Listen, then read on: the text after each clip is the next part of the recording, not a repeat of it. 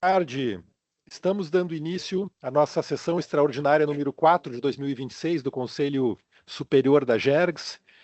Cumprimento os conselheiros Alexandre Porce, que está online, conselheira Luciana Luso de Carvalho, que está online também. Desejo já melhoras, né, para que possa em seguida estar presencial aqui, né? Essa conselheira está cometida de uma gripe. Conselheiro Algir Lorenzon, conselheiro Lucas Fur, conselheiro Ricardo Giuliani, nosso diretor-geral adjunto, Vinícius Ilha, que está aqui presente também, o nosso ouvidor, Luiz Henrique Viana, nossos assessores, servidores, Dr. Pedro Henrique Poli Figueiredo, que está aqui presencialmente também, prestigiando a nossa sessão, a todos aqueles que estão online. Passamos ao item 1, aprovação das atas. Tem uma quantidade grande de atas aqui, eu vou explicar o porquê. Primeiro, vamos começar aprovando, se todos concordarem, as atas das audiências extraordinárias 1, 2, 1 e 2, além da sessão ordinária 14 de 2026. Essas já tinham sido revisadas por mim na semana passada, mas aguardamos o retorno das férias da conselheira Luciana para que pudesse fazer a sua revisão também. Então, questiono inicialmente a conselheira Luciana se podemos aprovar as atas e também aos demais conselheiros na sequência. Boa tarde, presidente. Boa tarde, colegas. Me ouvem? Sim, boa tarde, me ouvimos bem. Eu já revisei as atas, presidente, número 1 e 2, as atas da sessão extraordinária 1 e 2, e a 14. A 15 é a que restou, que eu gostaria de deixar para a próxima sessão. Certo. Então, a 1, 2 extraordinárias e a 14 ordinária, podemos aprovar. Os Sim, demais por favor. conselheiros concordam? Sim, de acordo. De acordo, presidente. Ok, então aprovadas as atas 1 e 2 extraordinária, 14 ordinária.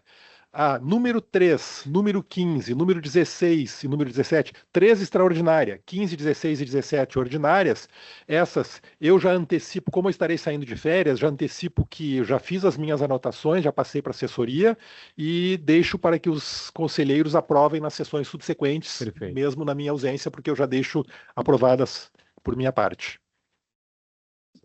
Passamos então para o item 2, matérias. Item 2.1, continuação da análise do processo 001165390025.8, que trata de contrato de delegação da regulação dos serviços de saneamento entre o município de Passo Fundo e a AGERGS.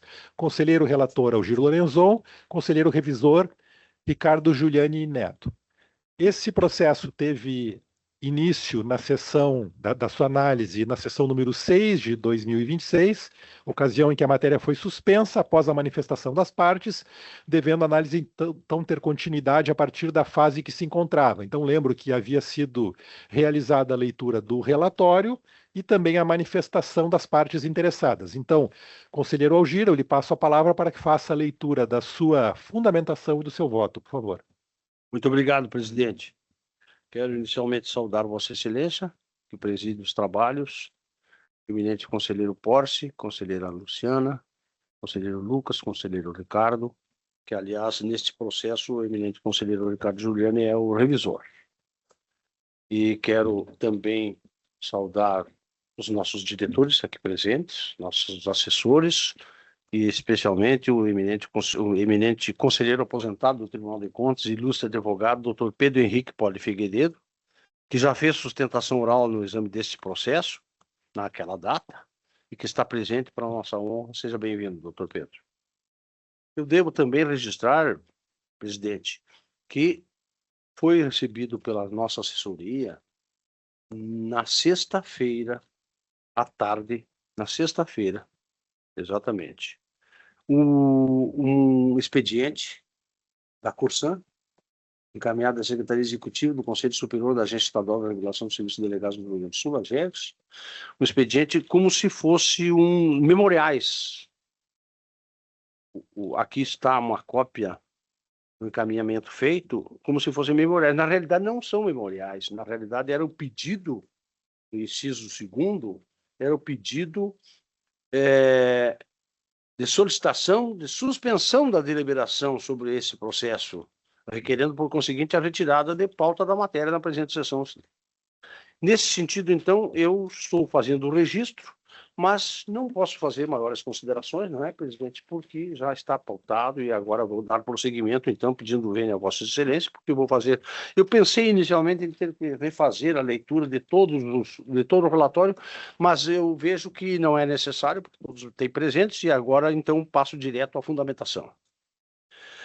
Este processo foi pautado para o dia 10 de fevereiro de 2026, quando foi feita a leitura do relatório e aberto espaço para manifestação das partes, Prefeitura de Passo Fundo e Corsã. Em virtude dessas manifestações, o processo foi retirado de pauta e este relator, posteriormente, tratou com cada uma das partes separadamente para melhor compreender as demandas e os posicionamentos que foram apresentados. Após isto, foi elaborada uma nova minuta de contrato de delegação de exercício da regulação com as alterações que foram propostas à Prefeitura de Passo Fundo. Desta forma, retorna à leitura da fundamentação. A Lei 11.445 de 2007 estabelece as diretrizes nacionais para o saneamento básico e prevê, no parágrafo 5º do artigo 8º, o dever do titular dos serviços públicos de saneamento básico de definir a entidade que exercerá a regulação e fiscalização. No capítulo 2, do exercício da titularidade, artigo 8º, exercem a titularidade dos serviços públicos de saneamento básico, redação dada pela Lei 14.026 de 2020. 1. Os municípios e o Distrito Federal, no caso de interesse local, incluído por esta Lei 14.026 de 2020. Inciso 2º, o Estado, em conjunto com os municípios que compartilham efetivamente instalações operacionais integrantes de regiões metropolitanas, aglomerações urbanas e micro-regiões, instituídas por lei complementar estadual, no caso de interesse comum, também incluído pela Lei 14.026 de 2020. E o parágrafo 5º, o titular dos serviços públicos de saneamento básico deverá definir a entidade responsável pela regulação e fiscalização desses serviços, independentemente da modalidade da sua prestação, incluído também pela Lei 14.026 de 2020. A AGERGS é uma agência de regulação cuja natureza jurídica é de autarquia especial, criada pela Lei Estadual 10.931 de 1997, atualmente regida pela Lei Estadual 16.266 de 2024, com competência para a regulação dos serviços públicos delegados por instrumento público convenial ou contratual, sendo uma das áreas de atuação a de saneamento nos moldes do artigo 2º, inciso 1º da Lei Estadual 16.266/24. No âmbito de sua atuação, a AGERGS tem competência normativa, fiscalizadora, sancionadora e consultiva, nos termos do artigo 2º, parágrafo 2º da Lei 16.266 de 2024. Diz o artigo 2º, compete à AGERGS a regulação dos serviços públicos delegados de titularidade do Estado do Rio Grande do Sul, bem como a regulação dos serviços públicos de titularidade da União ou dos municípios, delegados à agência por instrumento convenial ou contratual, nas seguintes áreas. 1. Saneamento. Parágrafo 2º. A AGERGS exercerá competência normativa, decisória, fiscalizadora, sancionadora e consultiva, respeitadas as competências constitucionalmente reservadas a outros órgãos de Estado, devendo observar, dentre outros, os princípios da legalidade, finalidade, isonomia no tratamento de delegatários e de usuários, moralidade, imparcialidade, motivação das decisões administrativas, ampla defesa e contraditório, segurança jurídica, eficiência, razoabilidade, proporcionalidade e transparência. Dito isso, o município de Passo Fundo e a AGERGS intencionam celebrar contrato de prestação de serviço, o que é permitido à agência conforme artigo 3º, parágrafo 1º, inciso 1º da Lei Estadual 16.266 de 2024. Diz o parágrafo 1º do artigo 3º, no âmbito de sua autonomia administrativa, a AGERGS poderá, 2 pontos. 1.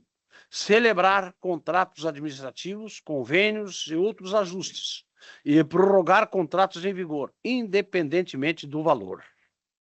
A discordância entre o município de Passo Fundo e a Corsan sobre os 2 pontos apresentados neste relatório foram muito bem analisados, no relatório que apresentei na ocasião, foram muito bem analisados pela Procuradoria Setorial, que faz uma correta harmonização das normas aplicáveis. O contrato de concessão, pactuado, a Lei Estadual 16.266 de 2024, que rege a GERGS, o Marco Legal do Saneamento Básico, Lei Federal 11.445 de 2007, e a norma de referência ANA, número 011, conforme apresentado na informação PSE 231/2025, a qual acompanho integralmente. Diante dessas considerações, de toda a fundamentação apresentada no expediente, estou votando no seguinte sentido: aprovar a minuta de contrato de delegação do exercício da regulação em anexo a ser firmado entre o município de Passo Fundo e a GERGS. É como voto, senhor presidente e senhores conselheiros. Obrigado, conselheiro Algir. Passo a palavra agora para o conselheiro Ricardo Giuliani para que se manifeste quanto à revisão. Senhor presidente, senhores, e consigam me ouvir? Todos bem-vindos.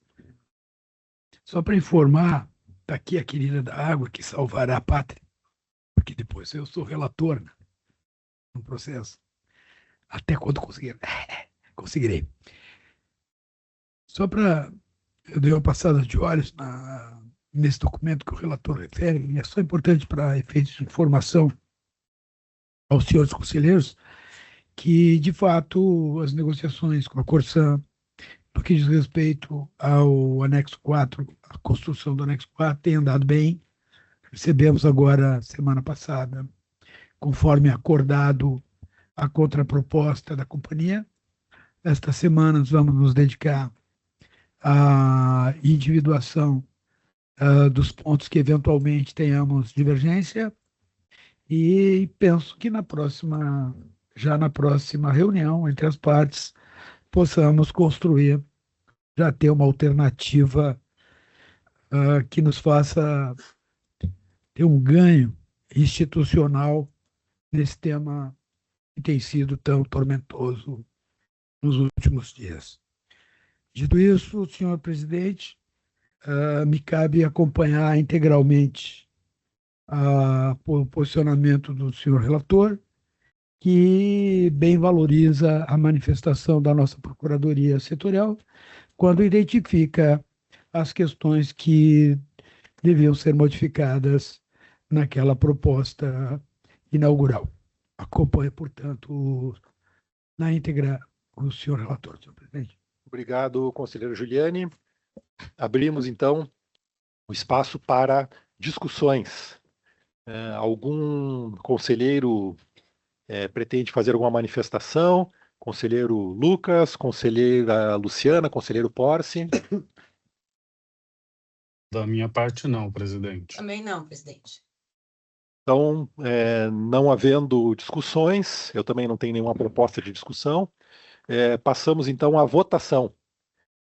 Eu parabenizo o trabalho realizado pelo conselheiro Algir Lorenzon aqui na confecção do voto, e voto acompanhando integralmente o seu voto. Pela ordem, conselheiro Porce, como vota? Com o relator, presidente. Conselheira Luciana, como vota? Antes do voto, só quero cumprimentar também o doutor Pedro Henrique e o doutor Giovanni Corralo, procurador do município de Passo Fundo, procurador-geral, que se encontra nesta sessão online. Também, como relator, parabenizo aí pelas conclusões, conselheiro Lorenzon. Obrigado, conselheira Luciana. Cumprimento também o doutor Corralo. Eu peço desculpas, eu não consigo enxergar aqui quem está online na sessão, mas bem lembrado, bem visto, né, pela conselheira Luciana. Então, meus cumprimentos aí, o doutor Giovanni Corralo. Presidente, permite que eu saúde o doutor Corralo. Doutor Giovanni? Porque Isso. eu recordo, o doutor Corralo, que eu conheci, era o doutor Aderbalco. Isso. Então, doutor Giovanni, as minhas saudações a Vossa Excelência. E com o ex-presidente, todo mundo entende por que eu não cumprimento ninguém. Aí não tem erro. É verdade. Tá certo. Conselheiro Lucas, como vota? Com o relator, presidente. Certo. Então, aprovado por unanimidade o voto do conselheiro relator, Ricardo Giuliani. Relator, doutor Desculpe, o Alcio. conselheiro Algir Lorenzon, desculpe, que aprova a minuta de contrato de delegação da regulação entre o município de Passo Fundo e a Gergs. Passamos, então, para o item 2.2.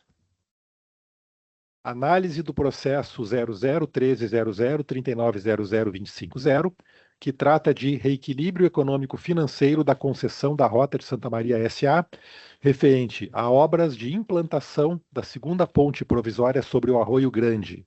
Conselheiro relator Ricardo Giuliani, conselheiro revisor Alexandre Porce.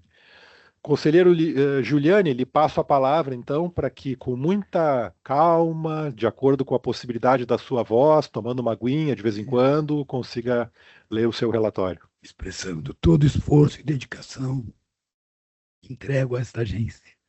Hein, Pedro? Se afônico ficar, Vinícius, vai aquecendo. Que aí vai para ti. Ementa. Concessão rodoviária, reequilíbrio econômico e financeiro. Eu só vou fazer uma observação. Eu faço questão de fazer o voto, porque ele tem algumas consequências bem relevantes, que já a partir da votação que fizemos no processo 302, que envolve a mesma Rota de Santa Maria, alguns efeitos importantes já estão sendo produzidos do ponto de vista das agregações que esta agência pode realmente produzir na consecução desses serviços públicos. Então, provavelmente, em algum momento, eu vou querer fazer alguma observação. Então, vamos lá tentar chegar até o final, acho que dá. Ementa. Concessão rodoviária, reequilíbrio econômico-financeiro. Obra emergencial não prevista no contrato. Segunda ponte provisória. Fato do Príncipe. Evento extraordinário alheio à matriz de riscos. Direito à recomposição.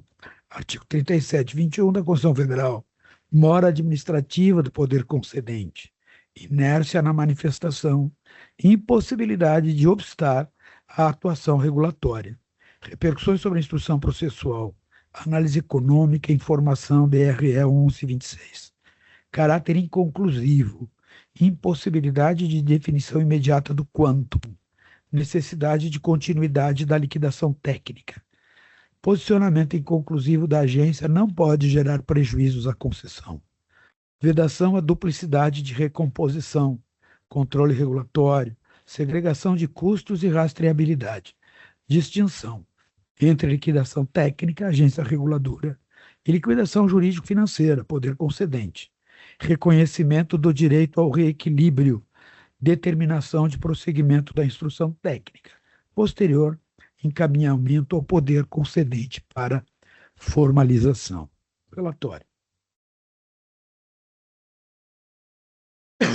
O presente expediente tem origem na provocação da concessionária Rota de Santa Maria S.A., formalizada em 5 de junho de 2025, por intermédio de mensagem eletrônica contendo o ofício Rota de Santa Maria 77 e respectivos anexos.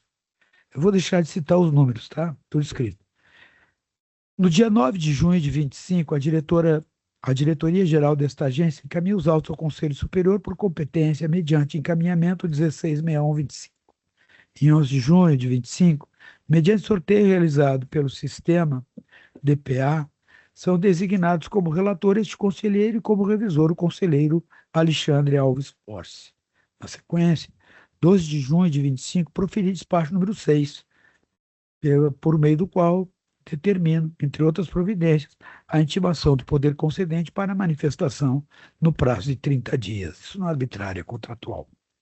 Em 14 de julho, a Secretaria Estadual de Transporte e Logística encaminha expediente PROA número 24/400 e a informação de COR 221/25, requerendo dilação do prazo por mais 60 dias.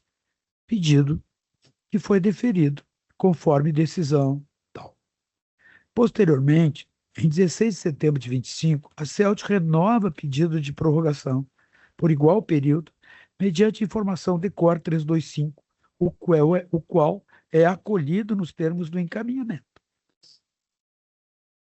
188 de 27 de novembro, exarei despacho 45, determinando o encaminhamento dos autos às diretorias técnicas e, no caso DRE e DTM, com o objetivo de aferir com rigor e precisão se os custos apresentados pela requerente estão ou poderão vir a estar contemplados em outros processos de recomposição, prevenindo-se eventual sobreposição de pleitos em duplicidade de recomposição, em consonância com orientação jurídica já afirmada na agência.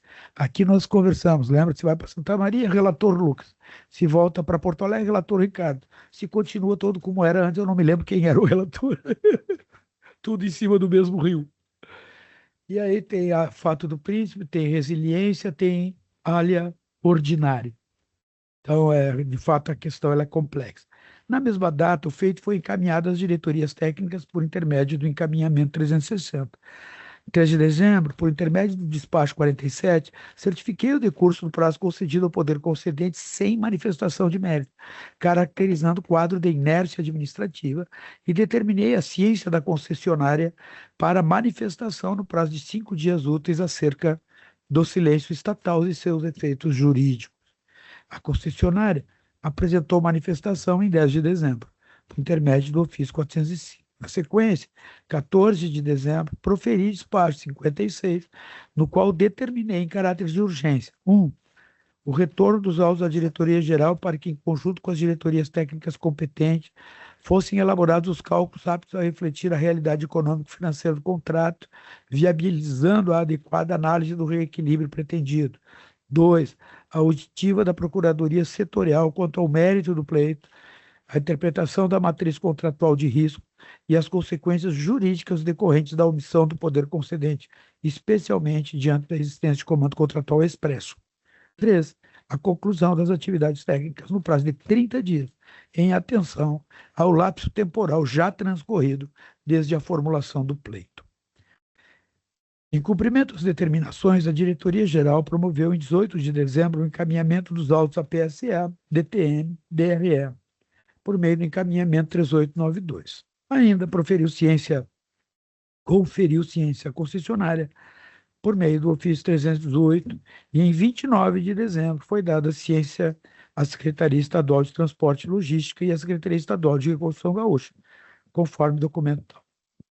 No âmbito jurídico, a PSE apresentou em 13 de janeiro de 26 informação PSE 255, concluindo pela viabilidade jurídica do pleito, reconhecendo em caráter preliminar a legitimidade da pretensão da concessionária, ao fundamento de que a obra em análise não se encontrava prevista no contrato originário, configurando evento alheio à matriz de risco contratualmente alocada.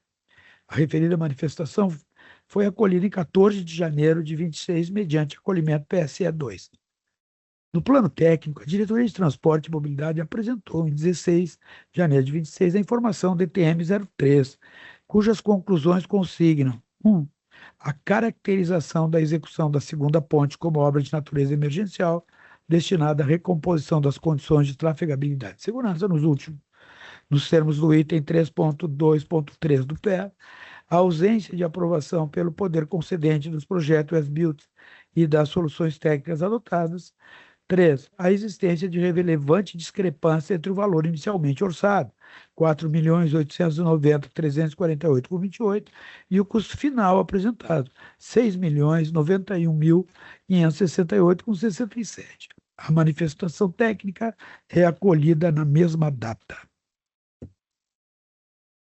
Concedido o prazo de 5 dias à concessionária para manifestação acerca da informação DRE 11, prorrogado por mais 5 a pedido deles, a concessionária Rota Santa Maria apresentou esclarecimentos sobre os pontos abordados, as informações técnicas da GERG, DTM e DRE, por meio do ofício 044. Explicou que o pedido de recomposição se restringiu aos custos de implantação da segunda ponte provisória sobre o Arroio Grande, no quilômetro 26 mais 400 da RSC 287, autorizado pelo poder concedente e com fundamento nas cláusulas contratuais, aspas, que disciplina a recomposição do equilíbrio econômico-financeiro em situações de alteração superveniente das obrigações originalmente consumidas, especialmente nas subcláusulas 19, 315 ou 20.1.1 do contrato de concessão.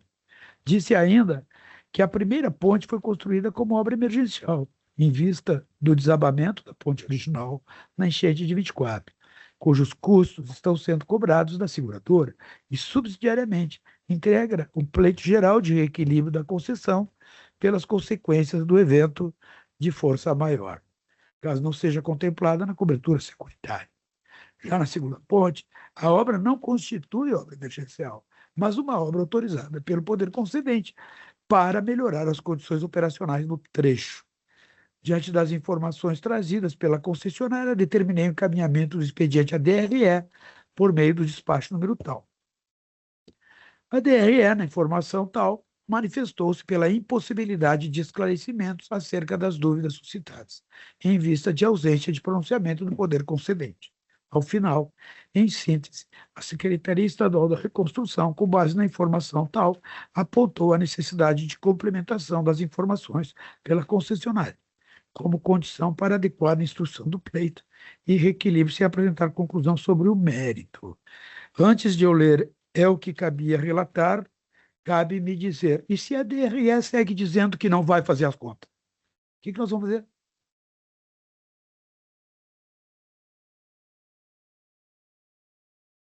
O que nós vamos fazer?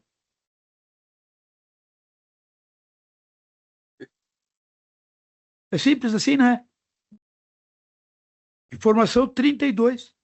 Manifestou-se pela impossibilidade de esclarecimento acerca das dúvidas suscitadas, em vista de ausência de pronunciamento do poder concedente. Ora, se eu quisesse saber do poder concedente, eu perguntava ao poder concedente, que é parte. Eu acho que eu já não estou mais rouco. O que a emoção faz? Se eu quisesse informação do poder concedente da parte no processo, eu perguntaria para a parte no processo, mas eu não fiz isso. Eu pedi para o setor que tem o dever de nos instruir para bem tomarmos decisões. Fala nos autos, para quem quiser ver. Ai, antipático, sim. Não foi a primeira vez. Portanto, senhor presidente, é o que cabia relatar. Obrigado, conselheiro Giuliani. Nós temos para esse processo uma inscrição por parte da Rota de Santa Maria da doutora Ana Paula Costa. Está presente, então, por favor, pode abrir o microfone. Doutora Ana Paula, uma boa tarde. A senhora tem a palavra por 10 minutos. Boa tarde, senhor conselheiro, senhor presidente conselheiro, senhores demais presentes nessa sessão. Esse processo trata de um ponto bastante específico, até peço desculpas se, porventura, acabar repetir alguns pontos que foram trazidos pelo conselheiro relator desse processo no relatório, mas é importante a gente ressaltar alguns fatos e evidências que tem nesse processo, né? O que estamos submetendo hoje a esse conselho não é uma análise ampla dos efeitos, como foi dito no relatório, né, dos efeitos climáticos extremos que ocorreram em 2024. Também não se discute nesse processo a primeira ponte, que foi instalada após o colapso da estrutura, e nem a futura solução definitiva para aquele ponto da rodovia, né? O objeto aqui ele é mais delimitado. Estamos basicamente discutindo o cabimento da recomposição do equilíbrio econômico-financeiro pela implantação dessa segunda ponte provisória sobre o Rio Grande. E essa delimitação é extremamente importante porque a segunda ponte não pode se confundir com essa primeira medida emergencial adotada pela concessionária para restabelecer a circulação mínima. Né? A primeira ponte, eu vou enfatizar novamente, ela permitiu a retomada do tráfego, ainda com limitações operacionais relevantes. O tráfego ficou ocorrendo em sentido único, sobre regime permanente de pare e siga, né, em um ponto que era essencial para a mobilidade regional ali, especialmente para o acesso a Santa Maria, E essa segunda ponte provisória, ela teve uma outra finalidade. É importante esclarecer aqui que ela foi concebida e autorizada em um contexto institucional muito específico, né? A primeira ponte, ela já tinha permitido a retomada da circulação mínima, de modo que a concessionária já havia dado cumprimento à resposta emergencial que era necessária diante daquele colapso. Ainda assim, essa operação em Pariciga passou a gerar esses impactos relevantes ali na região.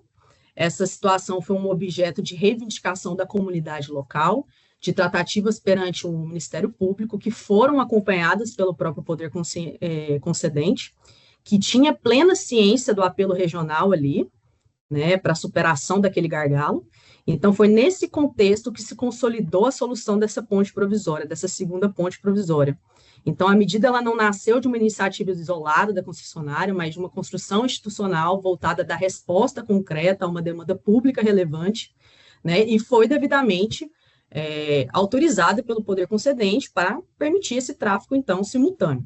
Então, essa diferença aqui, eu acredito que é o centro desse processo, né? Antes de executar a obra, como foi dito no relatório, a concessionária submeteu a questão para o poder concedente, apresentou projetos, orçamentos preliminares, ressalvou expressamente que se tratava de uma obra extraordinária. Portanto, a concessionária não executou essa obra por liberalidade, não assumiu voluntariamente o custo da intervenção e não praticou nenhum ato incompatível com a preservação do equilíbrio contratual.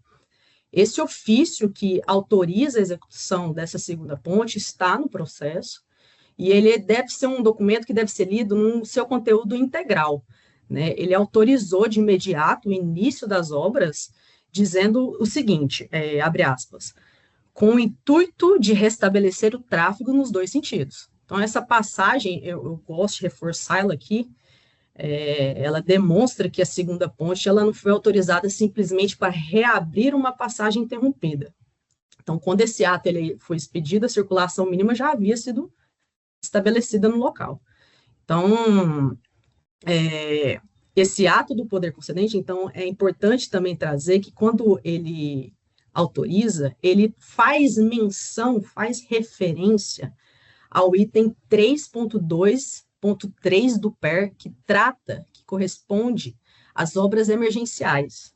E a leitura dessa referência, ela deve ser compreendida no contexto da própria autorização. Ela situa a urgência operacional da providência. Essa referência não altera a finalidade expressamente declarada no ato e não transforma a execução de uma solução adicional, previamente ressalvada como extraordinária e reequilibrável, em custo ordinário da concessionária. Ou seja, esse ato, ele confirma a nossa tese, trazida ao longo de todo o processo, de que houve uma autorização específica do poder concedente para uma segunda intervenção, com finalidade própria, posterior à retomada mínima da circulação. Então, também por isso que eventual referência à responsabilidade da concessionária deve ser compreendida em seu sentido executivo e operacional, né, que coube à concessionária organizar a obra, preservar a segurança, coordenar a operação e responder pela gestão daquele trecho. Mas responsabilidade de execução não se confunde com a assunção definitiva do custo extraordinário. Não houve no processo uma transferência desse custo para a concessionária, né, isso deveria estar claro ali, e nenhuma dessas hipóteses ocorreu. O que houve foi o oposto, né? Existe um ponto institucional aqui que merece ser destacado, é que o poder concedente autorizou, e no curso desse processo, entretanto, não apresentou uma manifestação conclusiva de mérito capaz de afastar o cabimento da recomposição. Talvez essa ausência de posicionamento explique, em parte, a cautela das manifestações das áreas técnicas dessa agência, mas ela não pode ser convertida em prejuízo à concessionária, pois os documentos essenciais, eles estão no processo. Está no processo a comunicação prévia, a autorização, foi expressamente dito a finalidade dessa segunda obra. Existe uma informação da Procuradoria Setorial da agência, distinguindo a primeira ponte da segunda ponte, né? Então, com devido respeito às manifestações técnicas produzidas por essa agência, eventual necessidade de conferência de valores não impede o reconhecimento do cabimento jurídico da recomposição, né? Entendemos que são planos distintos. Um plano é o cabimento, que diz respeito à natureza da intervenção e à alocação do risco contratual, e outro plano é o quantum, que pode ser objeto de conferência técnica estrita, limitada à aderência dos quantitativos que efetivamente executados e a da documentação que foi apresentada nesse processo. Né? Inclusive, a concessionária já esclareceu sobre a diferença entre o orçamento preliminar e o valor apurado no as-built. Né? Obviamente, o orçamento inicial ele foi elaborado num contexto de urgência, com elementos que eram disponíveis à época. Depois, com a execução da obra e a elaboração do as-built, foram apurados os quantitativos efetivamente realizados, inclusive em pontos sensíveis, como fundações, terraplenagem, proteção hidráulica, drenagem transversal. Essa variação não traduz por si um sobrecusto ou uma ineficiência, obviamente ela decorre do amadurecimento técnico da solução e da apuração do que foi efetivamente executado em campo. Então, a concessionária não pede que esse conselho dispense a conferência técnica do quanto. O que se pede hoje é que a eventual conferência não seja confundida com a reabertura da natureza jurídica da obra. Né? O cabimento já foi demonstrado. Diante disso, conselheiros, a solução mais adequada é reconhecer desde logo que a implantação da segunda ponte provisória sobre o Arroio Grande constitui evento reequilibrado, que deve ser preservado a conferência técnica estrita dos valores que foram apresentados do as-built e a definição da modalidade de recomposição pelo poder concedente, nos termos, né, que seguem no contrato de concessão. Acreditamos que essa solução vai respeitar a matriz de risco pactuada, preservar a competência técnica da agência e evitar que essa atuação diligente da concessionária à época, em um contexto excepcional e mediante autorização estatal, seja convertida em uma assunção gratuita de obrigação não prevista contratualmente. Então, é essa a contribuição que a concessionária traz a esse conselho hoje. Muito obrigada. Obrigado, doutora Ana Paula. Devolvo a palavra para o conselheiro relator, Ricardo Giuliani, para que faça a leitura da fundamentação e do seu voto. Presidente, lembrando aquela parte que eu li ali, né, que nós não podíamos fazer nada sem que o poder concedente se manifestasse, né? Eu escutando aqui, olha, digo assim, eu sou estéreo, né? Eu fico olhando, pensando, muitas coisas assim. Aí lembrei às vezes que Vossa Excelência e o conselheiro Lucas tiveram que dizer lá na CPI que a agência é autônoma, né? Nós temos autonomia. Nós afirmamos nossas capacidades legais e aí eu tenho que ler num parecer que enquanto o poder concedente não deixar eu fazer nada, eu não vou fazer nada. Aí eu também tenho que dar razão para quem faz essa leitura. E só pode depender isso. Não tem outra coisa para depender, né? Se a minha condição de movimentação se subordina a uma das partes, se é o concessionário, vão dizer que eu estou capturado. Mas se é o poder concedente, vão dizer que eu estou o quê? A vida é dura, sabe, gente? E o problema do processo é que tudo fica escrito. Isso que é bom, né? Dizem que erro de certas áreas a gente enterra, né? Na nossa área a gente arquiva, na pior das hipóteses, vai ficar lá para ser consultado. O que a gente faz? Delimitando a controvérsia. Cuida-se de pretensão deduzida pela concessionária Rota de Santa Maria, visando o reequilíbrio econômico-financeiro do contrato de concessão 20/21, em razão de execução de obras não prevista originariamente, consistente na construção de segunda ponte, cuja necessidade decorreu de evento superveniente, devidamente reconhecido em manifestação do poder concedente. A controvérsia cinge-se. Letra A. Caracterização do evento como apto a ensejar a recomposição. Letra B. A extensão e a forma da recomposição. Letra C. Os efeitos da contumaz inércia do poder concedente. Letra D. Os limites regulatórios para evitar duplicidade de recomposição. E letra E. Competência e metodologia de liquidação dos valores. Neste caudal de não decisões, surge como o superveniente relevante a análise econômica promovida pela Diretoria de Regulação Econômica, consubstanciada na informação número 11 de 26, cuja conclusão não encerra definitivamente a controvérsia relativamente à quantificação do reequilíbrio, E letra B, a nova procrastinação patrocinada pelo poder concedente e consubstanciada na documentação PROA 26.3900, etc. O tema, em grossas linhas, reside em definir se o concessionário que agiu a mando do príncipe, entre aspas, tem o direito contratual de ver sua pretensão assegurada, apesar das mazelas, esta é a palavra correta, do poder público, que não age adequada e atempadamente.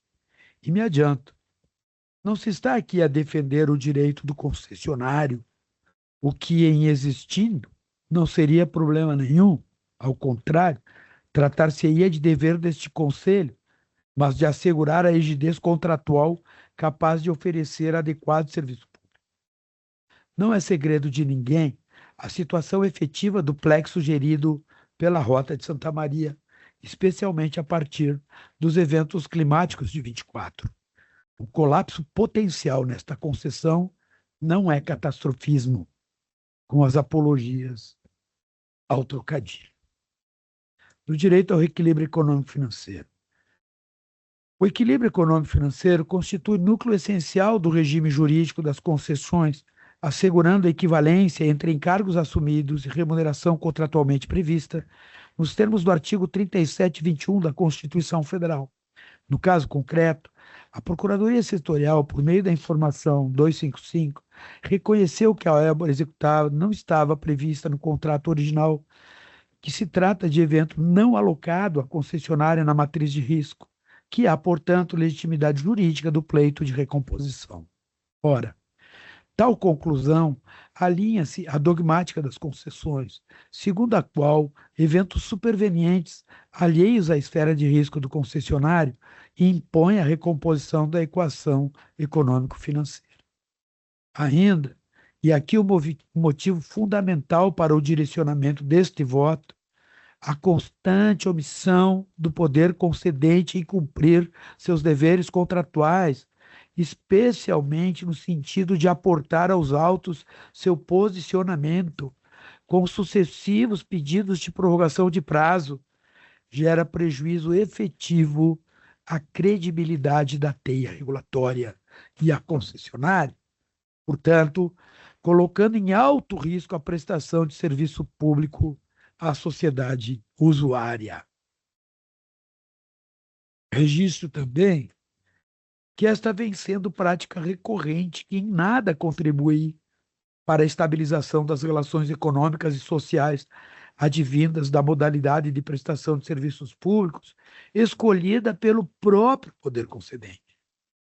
É nesta medida que a intervenção regulatória precisa agir.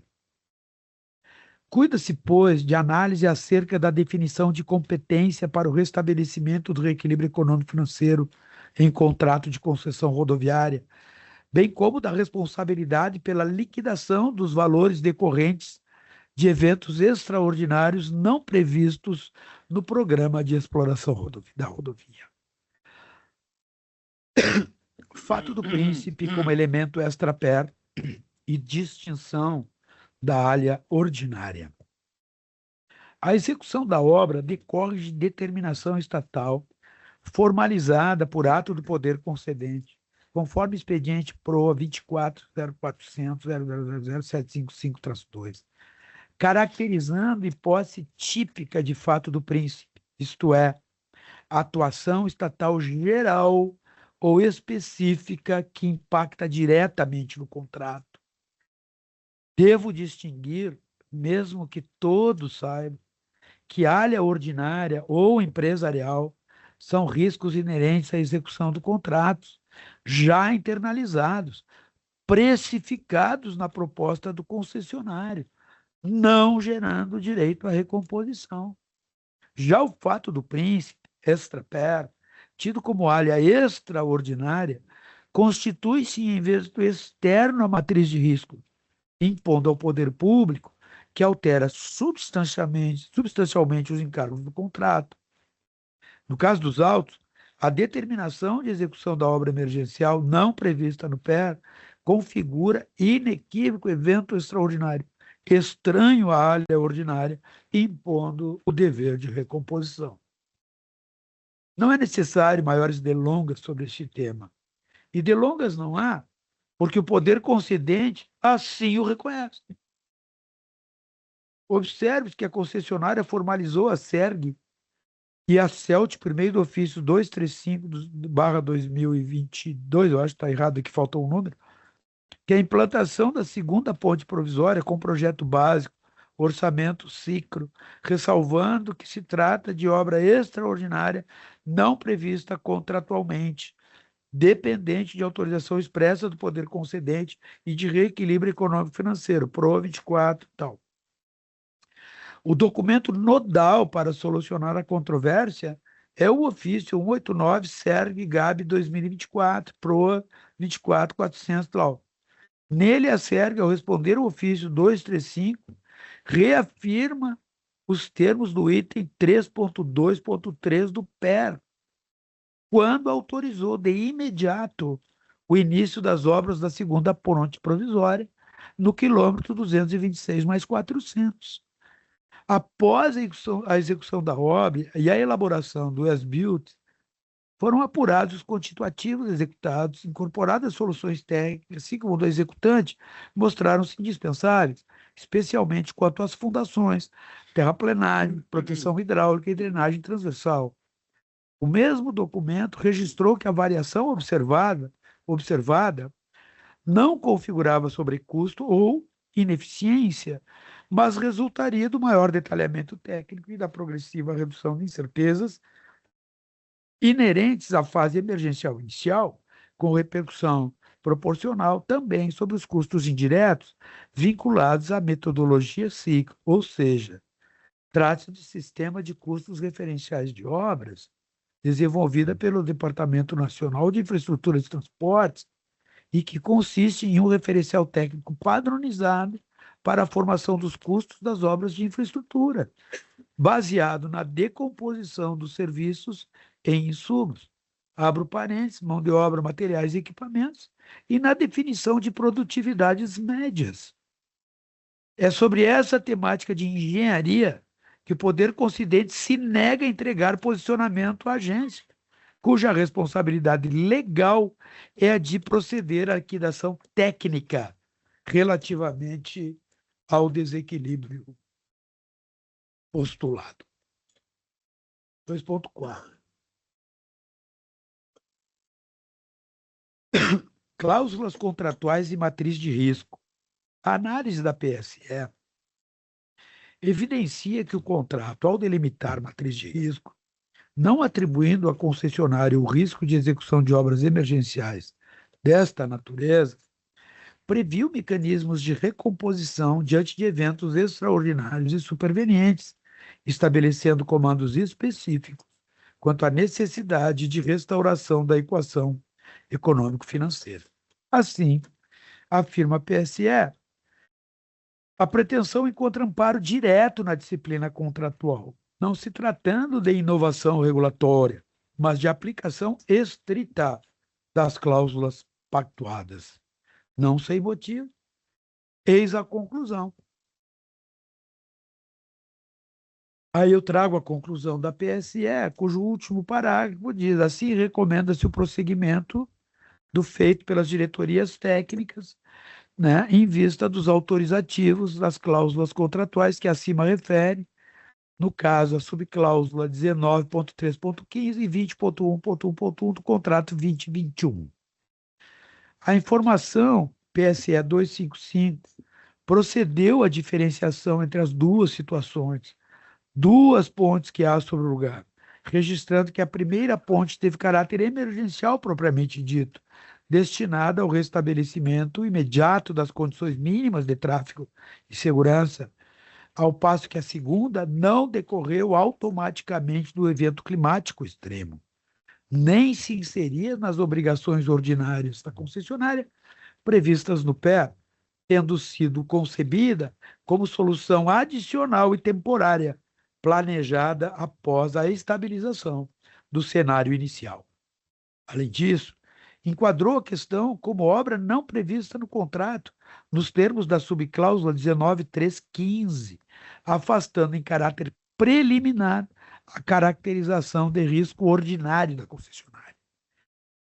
É importante consignar que, embora o ofício 189 SERG Gabinete 24 tenha autorizado a obra, aspas, nos termos do item 3.2.3 do PER, e a tenha qualificado como emergencial, o enquadramento contratual não depende do nome iuris, mas sim do conteúdo da substância da medida exigida. Trata-se de obra adicional, autorizada especificamente pelo poder concedente, após comunicação da concessionária, para viabilizar a solução operacional pretendida pelo poder concedente. Este é o caso dos autos. A mora administrativa do poder concedente, seus efeitos, o ato de não decidir. O resultado da ineficiência nos trâmites públicos é a principal causadora da desconfiança e do descrédito nas instituições de Estado. Mesmo reconhecendo todas as adversidades que estiveram por estas bandas, não há nos autos qualquer tipo de elemento que, objetivamente considerado, justifique o nosso não decidir. Ainda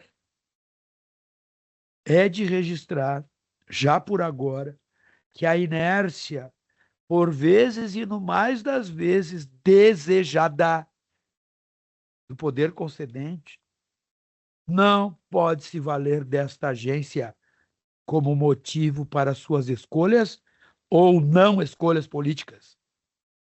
Cabe a esta casa respeitar as escolhas políticas do poder concedente, e nada além disso. Os contratos sob nossa regulação devem seguir seu rumo de modo a efetivamente assegurar que os serviços públicos contratados cheguem no usuário e cumpram suas finalidades públicas. A mora administrativa consiste no atraso injustificado da administração pública em praticar ato necessário à execução do contrato ou à apreciação de pleito regularmente formulado, em prazo legal ou razoável.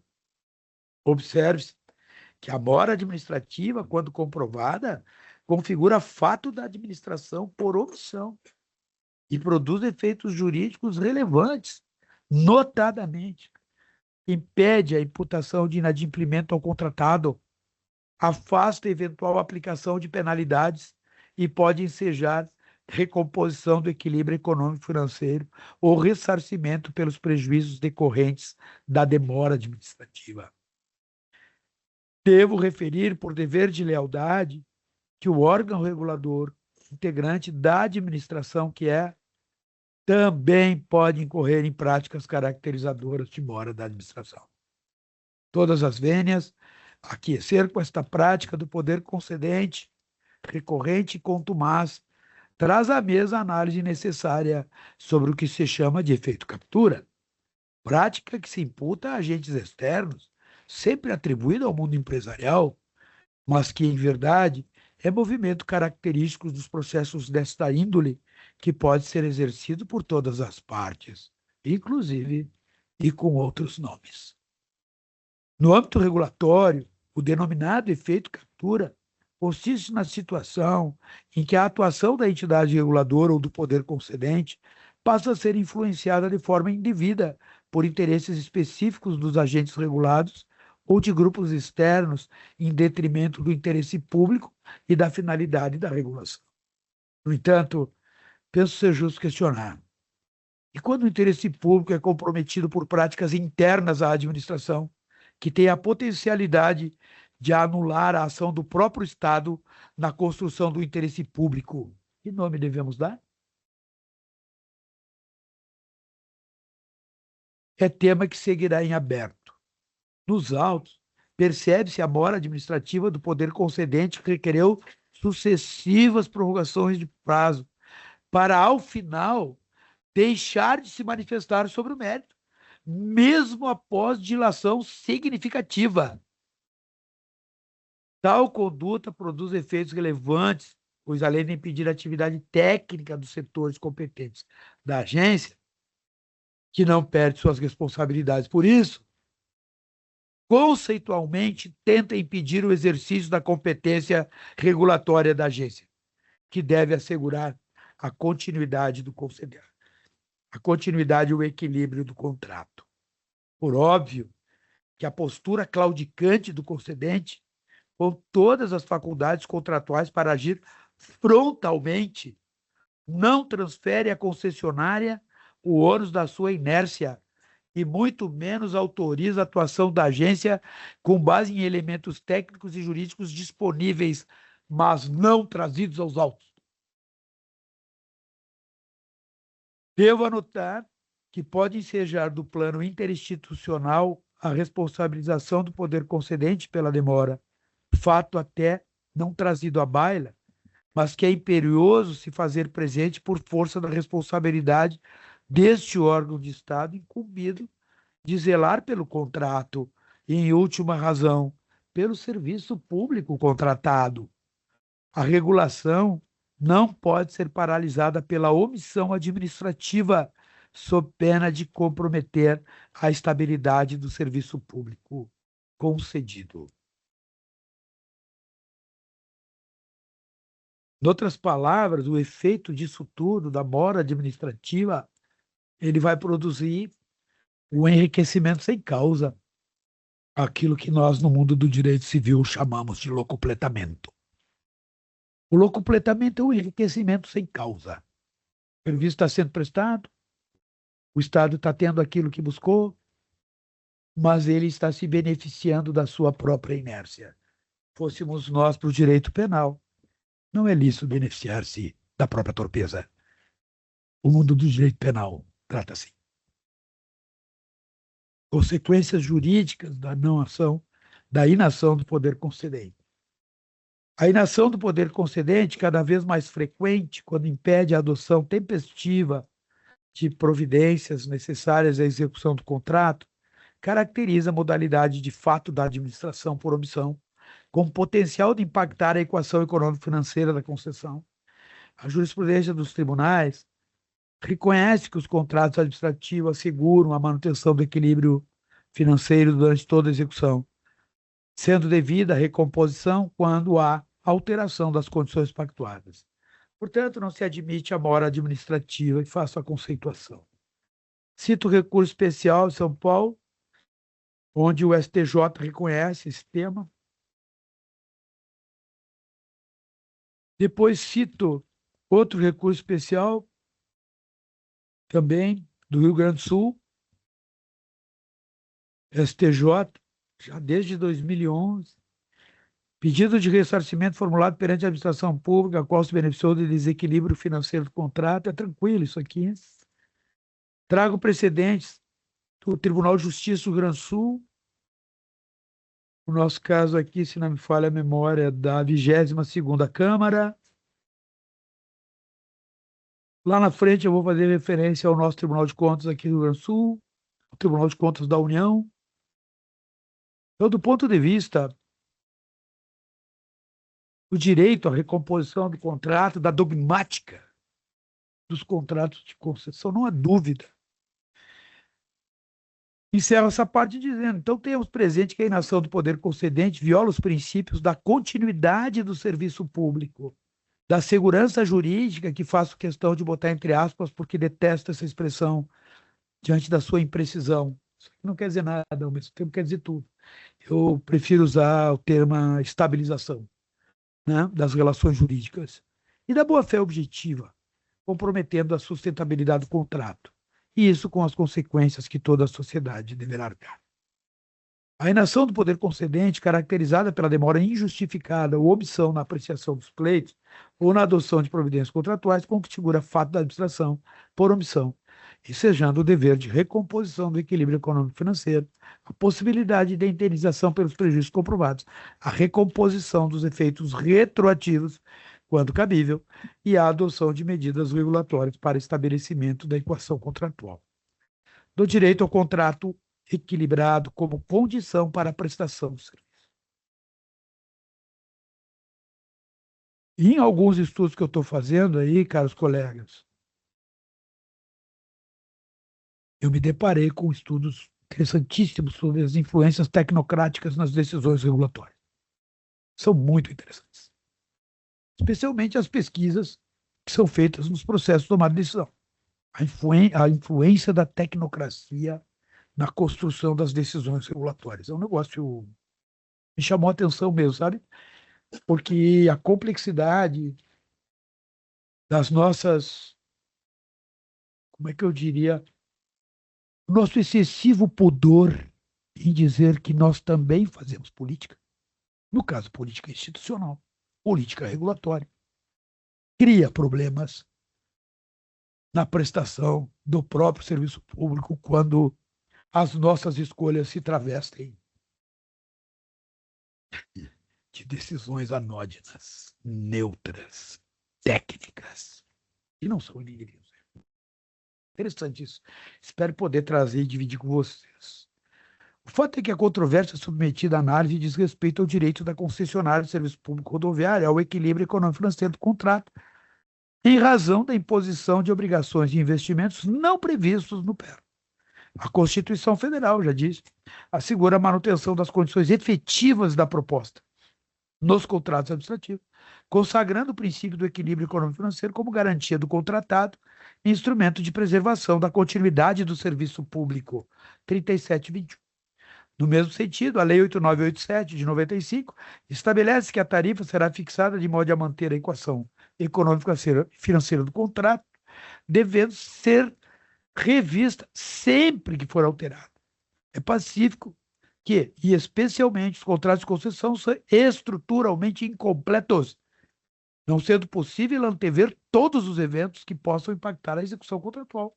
Portanto, sobrevindo fatos supervenientes que onerem a concessionária, impõe-se a recomposição da equação econômico-financeira, ainda que tais eventos não estejam expressamente previstos no PER ou na matriz de risco.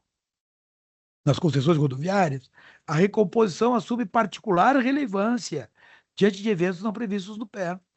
Importa citar alguns elementos que influenciam a necessidade de abordagem que faço aqui, tendo em conta que, além deste caso, virá pela frente e que deveremos enfrentar com rigidez e unidade conceitual.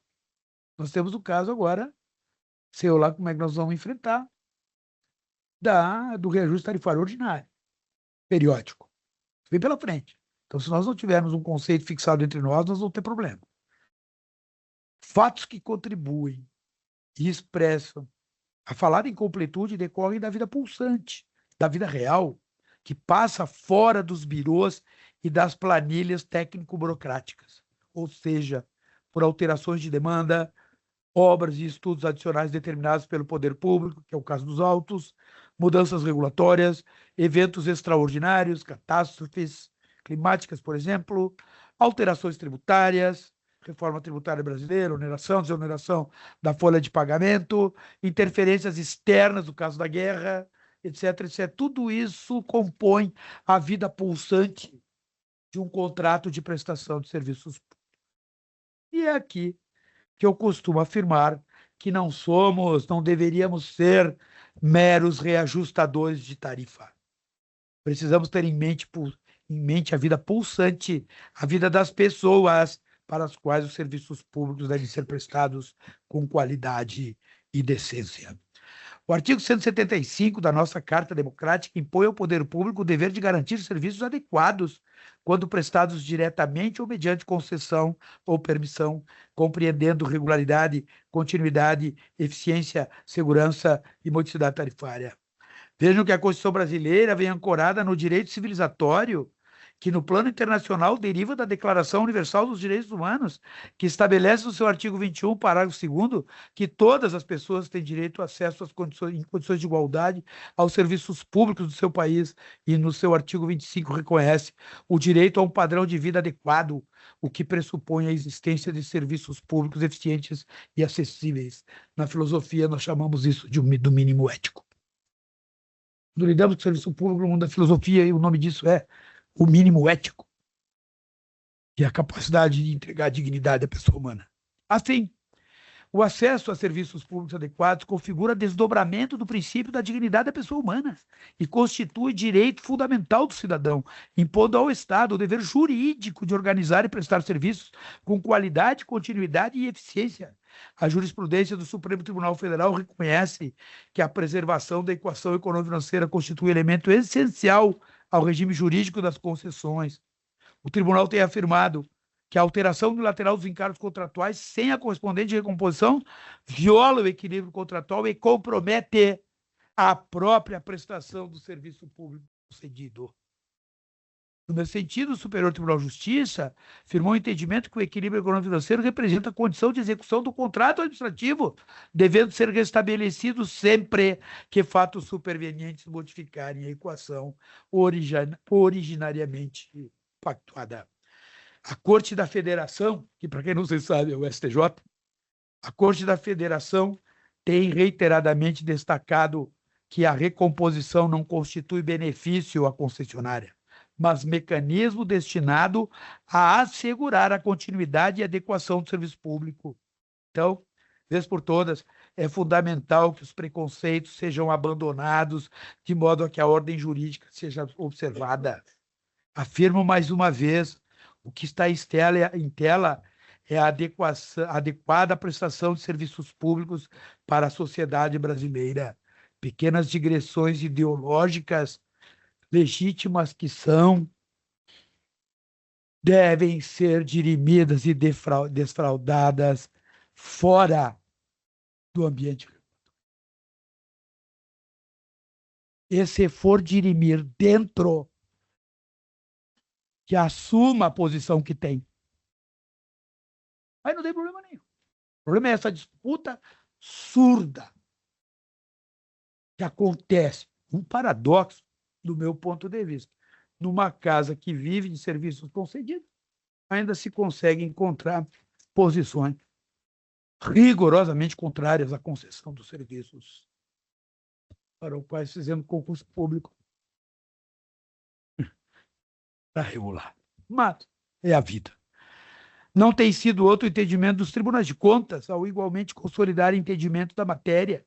Por ora, vale afirmar que assentam convicção no sentido de que a matriz de risco não elimina o dever de recomposição quanto aos eventos supervenientes e alterar a equação econômico-financeira do contrato, especialmente quando decorrentes da inclusão de investimentos ou obrigações não originalmente previstas, ao tempo em que também reconhecem que a alocação contratual de risco não pode implicar transferência indevida de ônus extraordinários à concessionária. No Rio Grande do Sul, particularmente o Tribunal de Contas, traz orientação convergente, afirmando que a inclusão de obrigações não originalmente pactuadas deve ser acompanhada da recomposição do equilíbrio econômico-financeiro, sob pena de comprometer a adequada prestação do serviço concedido. O tribunal também tem destacado que a matriz de risco não pode ser interpretada de forma a impor encargos extraordinários à concessionária sem a correspondente compensação. Então, o equilíbrio econômico-financeiro constitui cláusula essencial no contrato de concessão. Limites. Eu faço um parágrafo, porque aqui nesse conselho nós tomamos conhecimento de uma situação onde a PSE sugeria que nós tomássemos esse cuidado, diante da pluralidade de pedidos, de aferir se não havia sobreposição, especialmente no nosso caso, que tinha duas pontas, não sei o que resolver. Então eu faço um título aqui, o número 8, dizendo que isso é vedação e não é o caso, não há essa condição. Competência para liquidação e distinção entre suas modalidades. Aí eu peço desculpas, o foto é longo, mas eu acho que precisa. Essa parte aqui eu acho a que pode nos auxiliar a constituir instrumentos que permitam um mínimo de celeridade, sabe, nas atividades regulatórias. A liquidação do reequilíbrio apresenta dupla dimensão, com consequências distintas. A saber, a liquidação técnica, competência da agência reguladora, e a liquidação jurídica e financeira, competência do poder concedente. Observamos que o PER não esgota as obrigações possíveis da concessão, que a inclusão de investimentos ou encargos supervenientes gera direito à recomposição, que a matriz de risco não afasta o dever de reequilíbrio, que a recomposição é instrumento de preservação da continuidade do serviço público, que a ausência de recomposição implica em transferência indevida de riscos à concessionária. Se assim o é, em algum momento do desenvolvimento da relação contratual, haverá o acerto de contas, por outras palavras, a liquidação dos valores devidos e sua contratual incorporação à metodologia para reequilibrar, que normalmente ocorre pela aproximação desses valores no fluxo de caixa marginal, exteriorizando-se e concretizando-se no procedimento de reajustamento tarifário ordinário subsequente. No caso concreto, a imposição de demandas não previstas no PER apresenta modificação da equação econômico-financeira originalmente pactuada, impondo custos adicionais à concessionária sem a correspondente compensação contratual. Tal situação caracteriza a hipótese típica de recomposição nos termos da Constituição, da legislação de concessões, da doutrina administrativa e da jurisprudência consolidada no Supremo, pelo Tribunal de Justiça, Tribunal de Contas da União e dos Estados Unidos.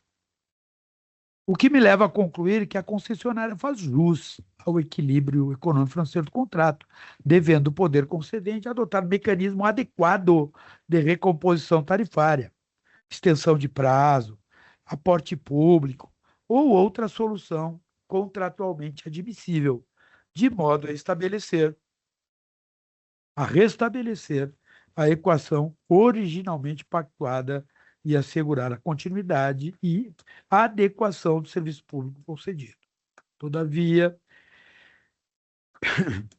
em que nível se estabelece o ato regulatório? Pergunto.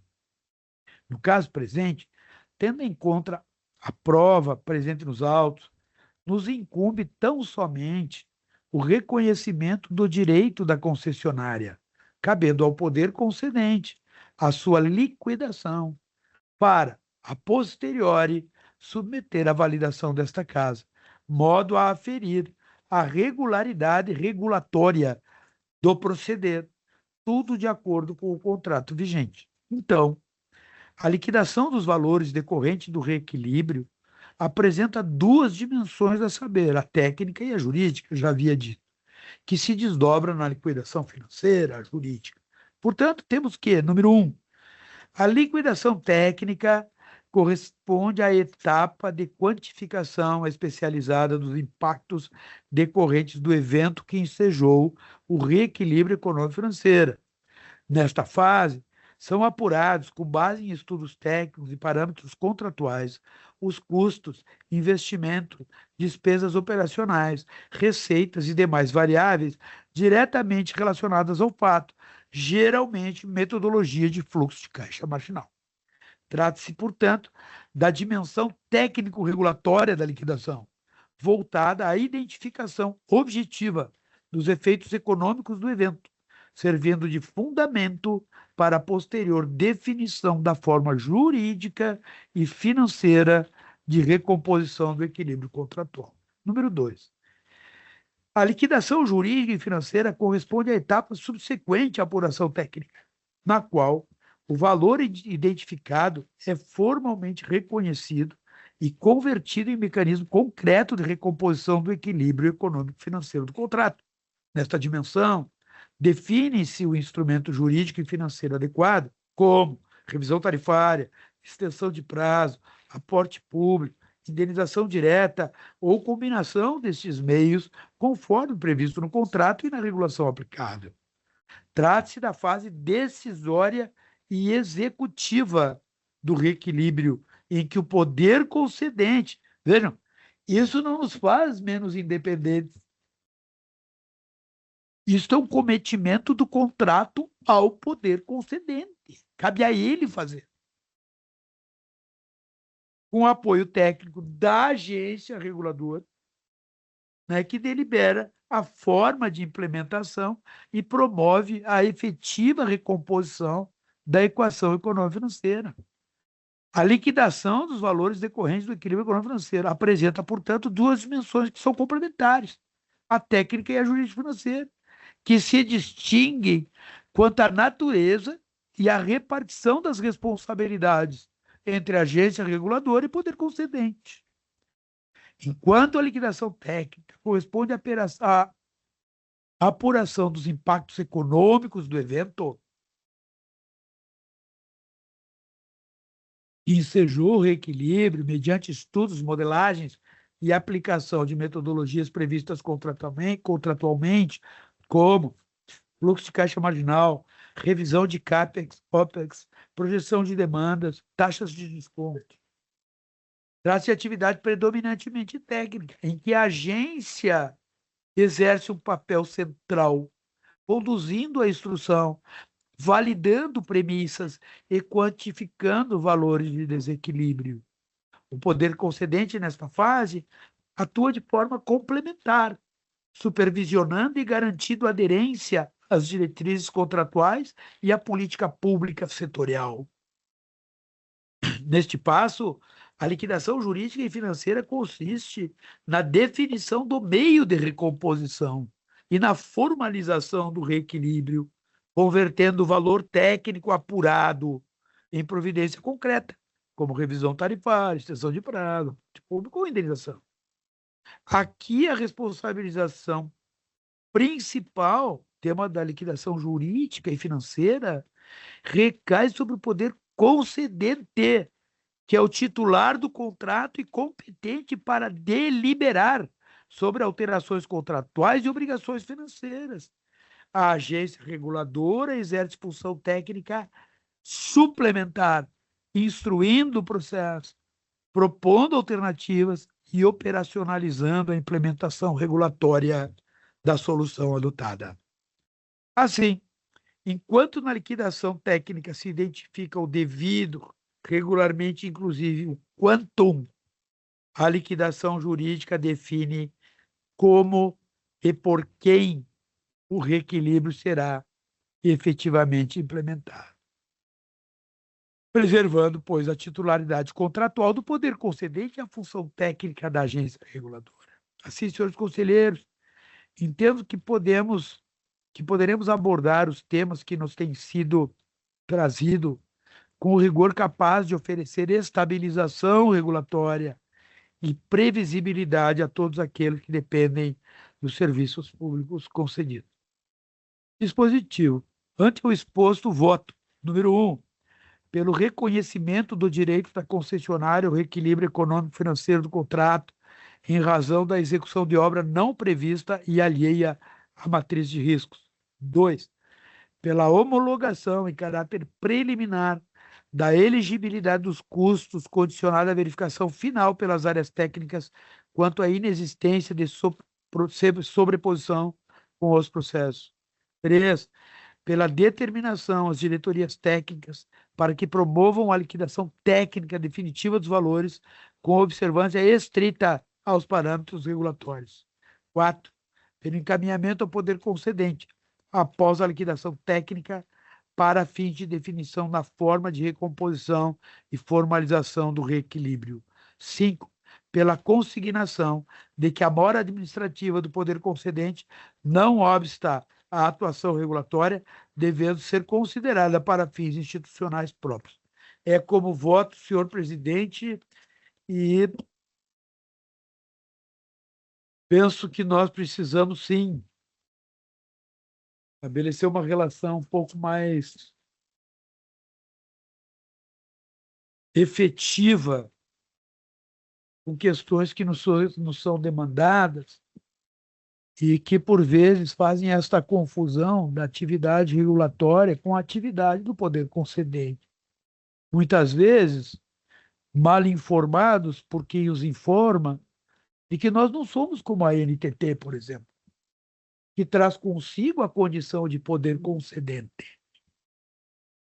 Aqui no Rio Grande do Sul as coisas são muito claras. Desde 1997, conselheiro Lorenzo. Passamos aí governo Brito, depois governo Olívio Dutra, depois Rigoto, depois Tarto Genro, depois, tudo igual. Não mudou nada. O que mudou? Então, qual é o motivo? Eu não consigo entender. Foi a parte que eles não entenderam, que nessa parte não mudou nada. Porque a derivação é singela, é a nossa Constituição Federal de 1988. É dali que vem tudo. Nos artigos 173, 174, 175. Só que nós nos acostumamos a um tipo de convivência que, acredito, a sociedade não quer mais. Nós precisamos desenvolver a nossa atividade a partir das nossas próprias prerrogativas, e as temos. A lei nos dá. Se como nesse processo, olha, quem quiser ver está lá no processo, os nossos processos são públicos, todos eles são públicos. A quantidade de deferimentos de prazo, isso aqui dá mais de 180 dias, só de deferimento. 30 dias contratual, mais 60, mais 60, mais 120. E na finaleira, sabe numa coisa? Tive uma ideia. E aí recomeça tudo. Não pode ser assim.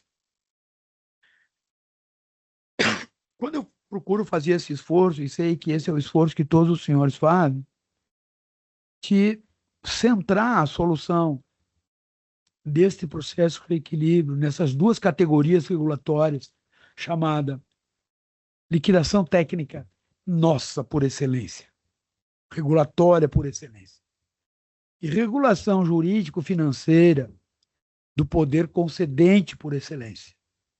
Eu procuro convidar ao amadurecimento de uma metodologia que a casa possa beber naquilo que a regulação brasileira constrói há bastante tempo, mas que antes da regulação brasileira o mundo constrói desde o final do século XIX, com a iluminação pública de Paris. A regulação não nasceu no Brasil. Não veio daqui. Então, os temas de liquidação, tornar líquido, dizer quanto, significa o que representa a terminologia da Lei 4320, é simplesmente dizer que tipo de liquidação compete ao ente regulatório, que tipo de liquidação compete ao poder concedente e, por consequência, que tipo de serviço público será prestada com aquele equilíbrio econômico-financeiro que a Constituição diz que deverá manter as condições inaugurais da tomada de serviço pelo Estado. É isso que nós não podemos abrir mão. Eu acredito que esse é o nosso desafio, conselheiro Lorenzo, conselheiro Marcelo, conselheiro Lucas, Luciana, conselheiro Porce. Esse é o nosso desafio. Sabe? Gerar uma metodologia onde as pessoas, as empresas, não precisam gostar de nós. Não se trata disso, não precisa ter simpatia, não. Mas que não sejam surpreendidos a cada processo, um novo modelo, com uma nova metodologia, com uma nova questão, que as nossas genialidades sempre serão capazes de produzir em profusão. Então, essa é a ideia, senhor presidente. É assim que voto. Devolvo-lhe a palavra. Obrigado, conselheiro Giuliani. Passo a palavra ao conselheiro Alexandre Porce para a revisão. Obrigado, presidente. Boa tarde. Acho que não falei anteriormente a todos e todas. Antes aqui de ler a minha revisão, só brevemente, né, queria registrar que tratei algumas questões antecipadamente com o conselheiro Giuliani, dúvidas em relação aqui a aspectos do voto, né? Acho que dialogamos bem nesse sentido, talvez venhamos a discutir um pouco mais aqui na fase de realmente de apreciação pelos demais colegas, né? Mas acho que aqui neste processo, né, está muito bem sedimentado, né, o aspecto de morosidade, de protelação ali das respostas por parte do poder concedente e a necessidade, que acredito que é uma das contribuições aqui importantes que o conselheiro está encaminhando no voto, que é de proferir o reconhecimento do direito à concessionária, esse reequilíbrio, né, dado que, né, foi uma solicitação bastante clara do poder concedente para para investimentos nessa segunda ponte, né?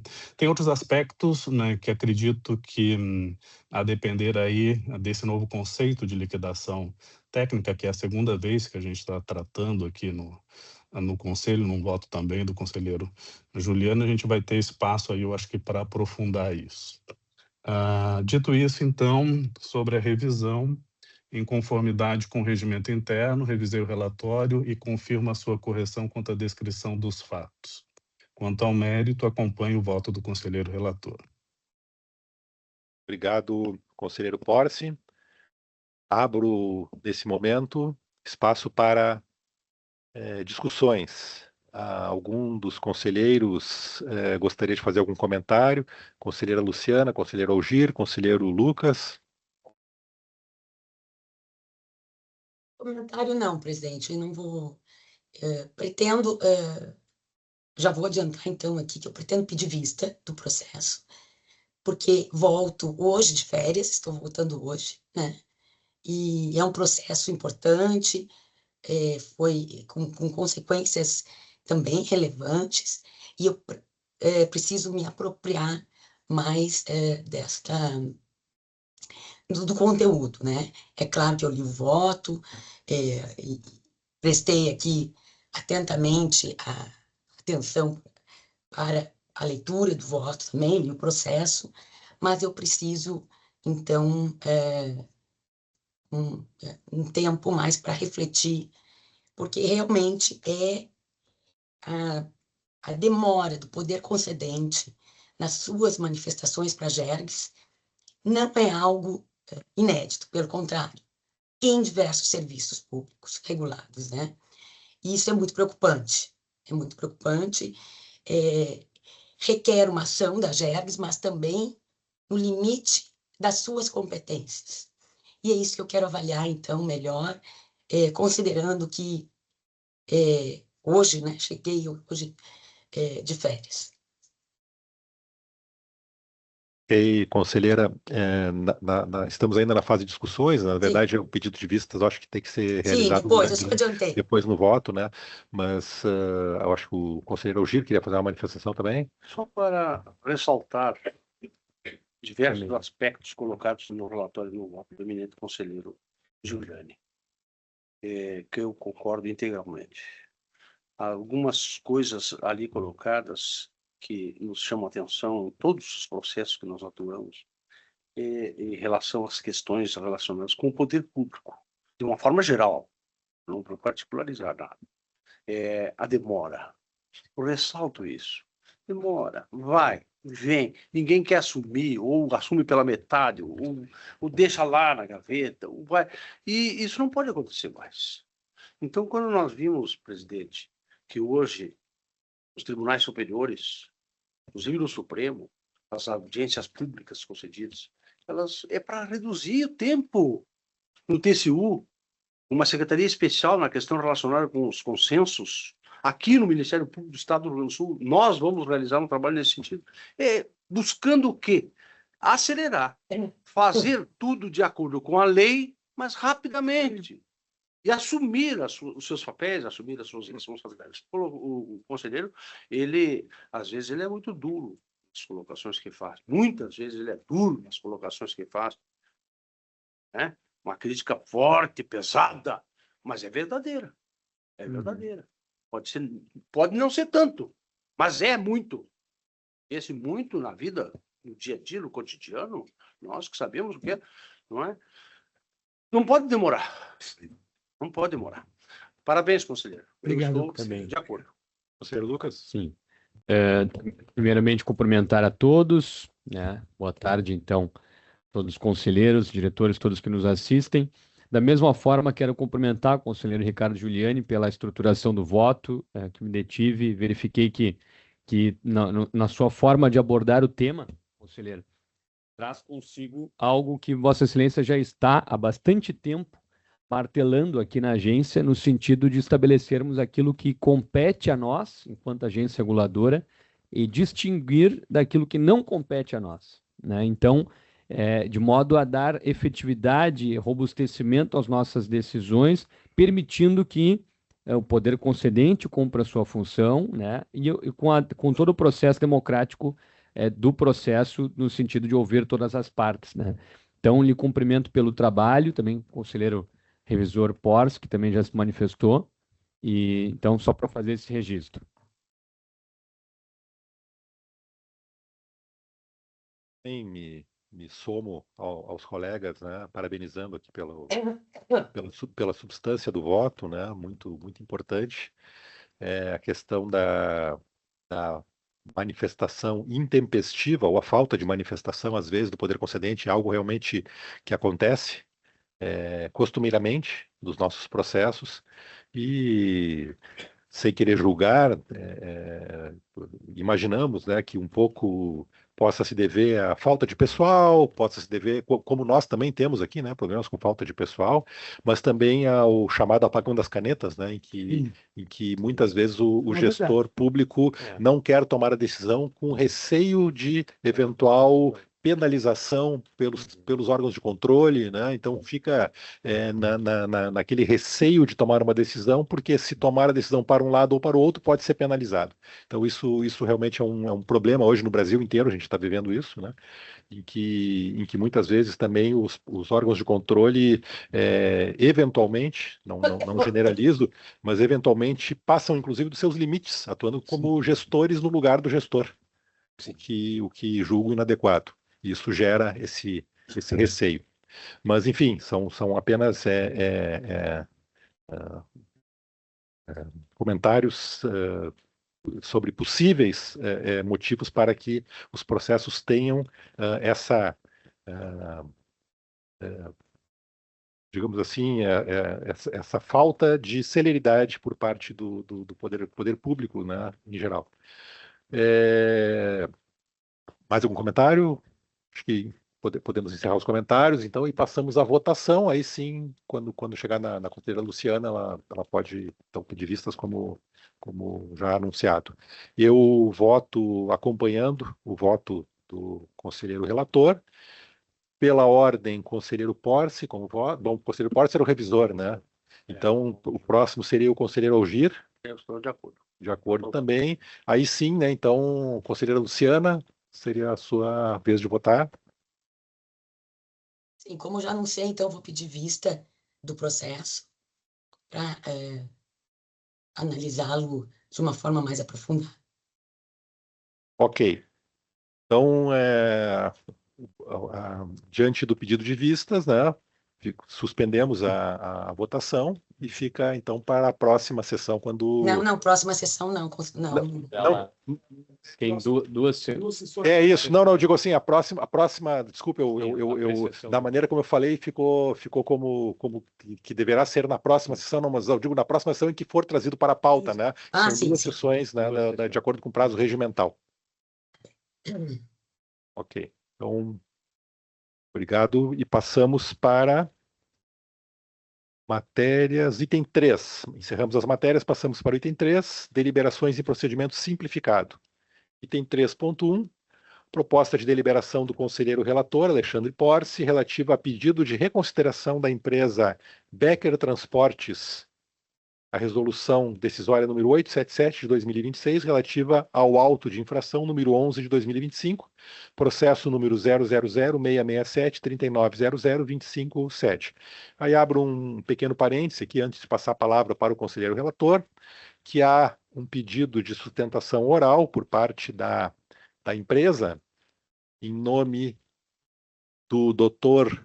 Júlio César Lima, e lembro que em procedimentos de deliberação simplificada não há previsão para manifestação, mas utilizando a praxe que vem sendo seguida aqui no nosso colegiado, essa deliberação a respeito da manifestação oral fica a cargo do conselheiro relator. Então, deixo a cargo do conselheiro Porce, né, que faça a leitura e que permita ou não a manifestação do Dr. Júlio César Lima em nome da empresa Becker Transporte antes de proferir o seu voto. Então, conselheiro Porce, por favor, a palavra é sua. Obrigado, presidente. Bom, como o presidente mesmo disse, tem sido praxe nossa, né, conceder essa oportunidade de fala, né, e acredito que o tempo, pelo que me recordo, seria de aproximadamente 5 minutos, né? Como se trata, nesse caso, de uma proposta bem enxuta, eu concordo, né, em conceder a palavra por esse tempo de 5 minutos e já de início, antes da leitura aqui da proposta de deliberação. O conselheiro Porce, então, peço aqui que a assessoria abra o microfone, doutor Júlio César, para que possa fazer a sua manifestação em nome da empresa Becker por 5 minutos, conforme deliberado pelo conselheiro relator. Então, está habilitado. Então, doutor Júlio César, por favor, a palavra é sua por 5 minutos. Tem que abrir o microfone.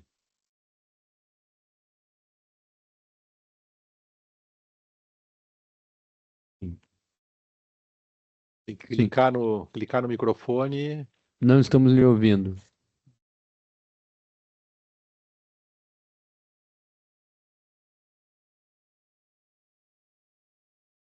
Já está na tela ali. Segundo a informação da assessoria, aqui é só abrir o microfone e falar. Habilitado. Será que ele nos escuta? O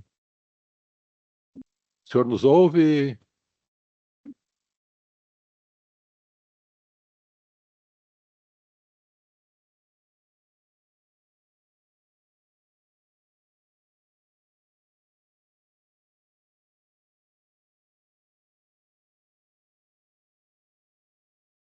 Agora sim. É só abrir seu microfone, doutor Júlio César. Tá com todas as permissões aqui para falar. É só abrir o microfone e falar.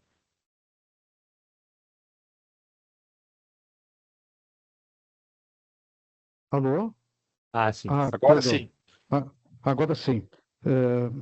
Primeiramente, eu quero agradecer ao ilustre conselheiro relator, ao doutor Alexandre Porce, pela oportunidade de fazer aqui a sustentação oral.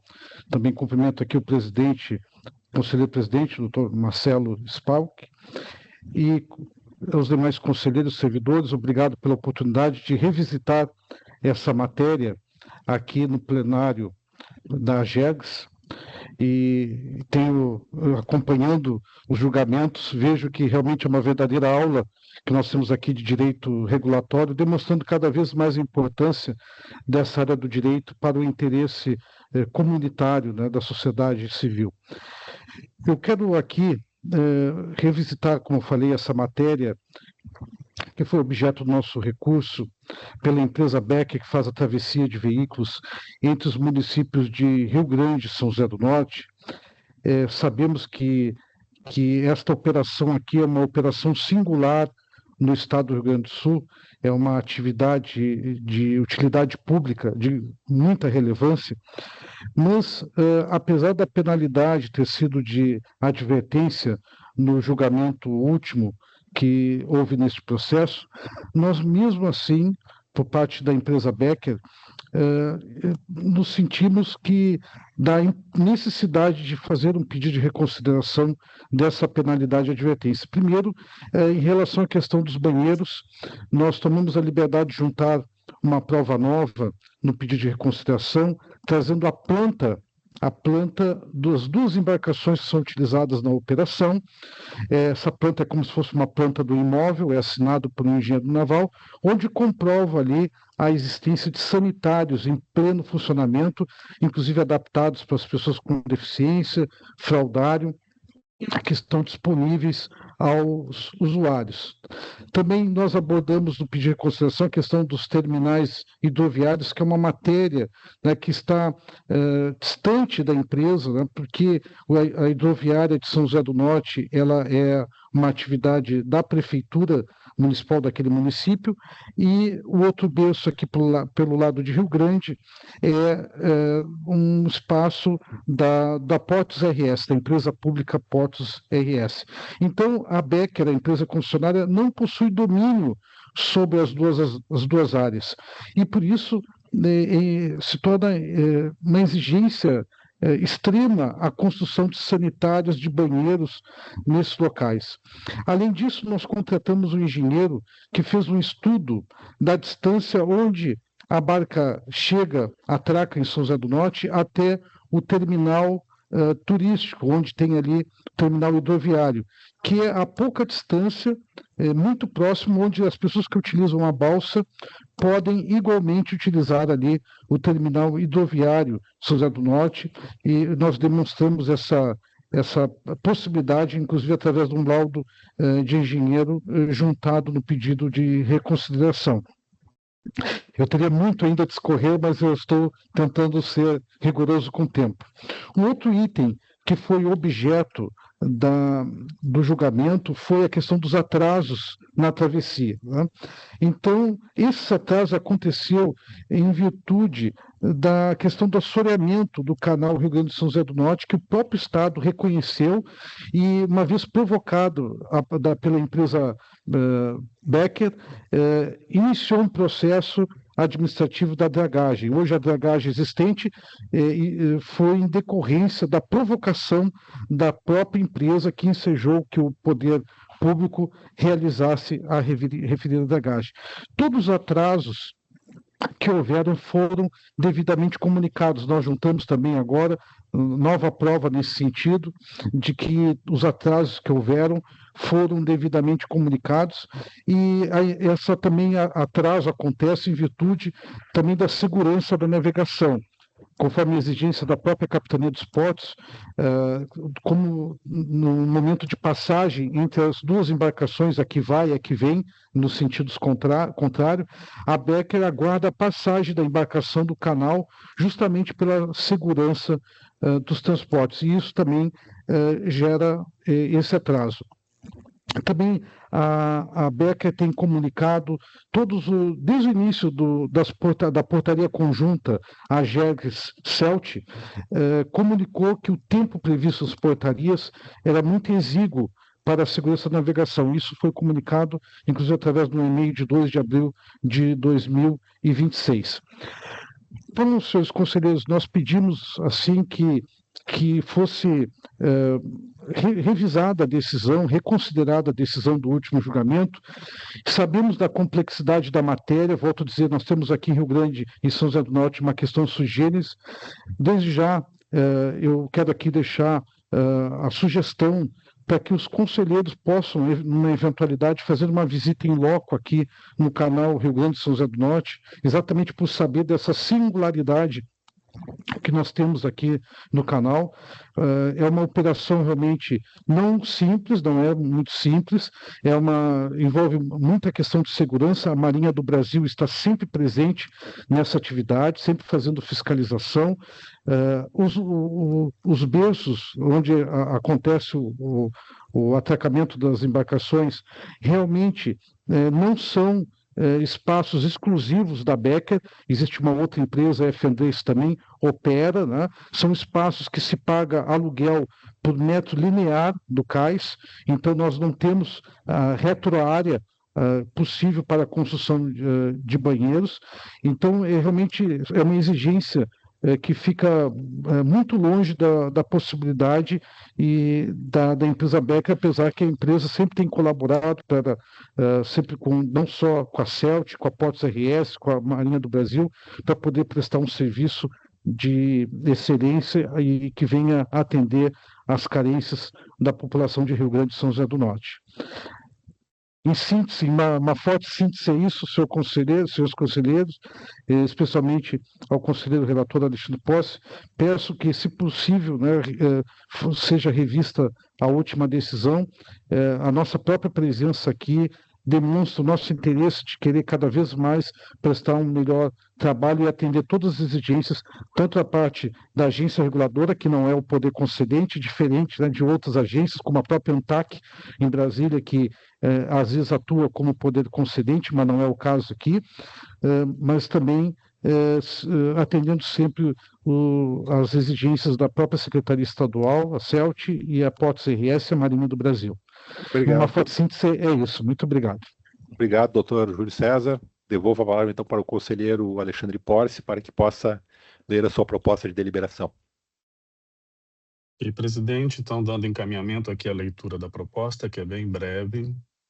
No presente expediente, a empresa Becker Transportes apresentou pedido de reconsideração à decisão do Conselho Superior, emitida na Resolução Decisória número 877/2026, que negou provimento ao recurso apresentado no auto de infração número 11/2025, mantendo a penalidade de advertência aplicada. O expediente foi encaminhado à Procuradoria Setorial para análise, em especial quanto ao seu cabimento. Mediante a informação PSE número 94/2026, a Procuradoria opina pelo não conhecimento do pedido de reconsideração e, no mérito, pelo não acolhimento. Destaca-se da referida informação que o pedido de reconsideração proposto não é recurso cabível, uma vez que não se amolda à hipótese de cabimento prevista no artigo 89 do Regimento Interno. A decisão impugnada não é de única instância, vez que o Conselho Superior atuou como instância recursal da decisão proferida pela Diretoria de Transporte e Mobilidade. Assim sendo, diante da informação PSE número 94/2026, propõe a este Conselho decidir por não conhecer o pedido de reconsideração apresentado. Esta é a proposta, presidente. Obrigado, conselheiro Porce. Não temos revisor nesse caso. Abro para discussões. Alguém gostaria de comentar? Presidente, só um comentário. Eu acho que a gente está a passos largos construindo um processo mais eficiente, botar nesses termos. Porque, veja, doutor, eu estava até comentando aqui com o conselheiro Lucas, no mérito, eu acho que vocês têm razão, sabe? O problema é que quando julgamos, não julgamos porque temos simpatia, porque gostamos do fato, não gostamos do fato, nós temos uma limitação legal. E o nosso regimento nos impede de conhecer o pedido. Porque o tema do recurso de reconsideração, segundo o regulamento que temos, é para manifestações em única e última instância. Sequer o princípio da fungibilidade poderíamos nos valer, porque não há recurso próprio estabelecido para esse tema. Então, eu acho importante que se faça essas discussões, que se tragam esses elementos de fato, para que nós deles tenhamos conhecimento pleno. Mas eu lhe digo que o presidente vai acompanhar o relator, porque não há outro caminho Legal. que possamos tomar do ponto de vista legal. E no caso concreto, conselheiro Roson, até nós da outra vez, eu me lembro, acho que foi até uma conversão, nós trouxemos a multa para uma advertência, né? Diante dessas ponderações bem trazidas assim pela tribuna. Então, eu quero dizer ao doutor que nos homenageou, e nós temos o limite que a lei nos impõe para que possamos proferir nossos votos, etc. e tal. Então, nessa medida, presidente, estou acompanhando integralmente o seu relator. Obrigado, conselheiro Juliane. Mais algum comentário, colegas? Não havendo, passamos então para a votação. Eu também voto acompanhando a proposta de deliberação do conselheiro Porce. Conselheiro Algir, como vota? Da mesma forma, presidente, esclarecendo que é, como disse o conselheiro Juliane, o conselheiro relator, Alexandre Porce, que precisa manifestação feita pelo ilustre advogado, a quem cumprimento, mas não nos resta outro caminho, a não ser aquele que determina a lei. Então, eu estou acompanhando integralmente o voto do conselheiro Porce. Obrigado, conselheiro Algir. Conselheira Luciana, como vota? Também acompanho o relator, presidente.